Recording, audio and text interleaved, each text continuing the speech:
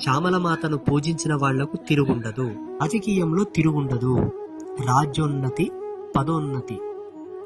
వాళ్ళు ఎప్పుడు ఏదనుకున్నా అది ప్రసాదించి సకాలంలో చేతికివ్వాలన్న శ్యామల అమ్మవారు దిట్ట, ఇందులో సందేహం లేదు.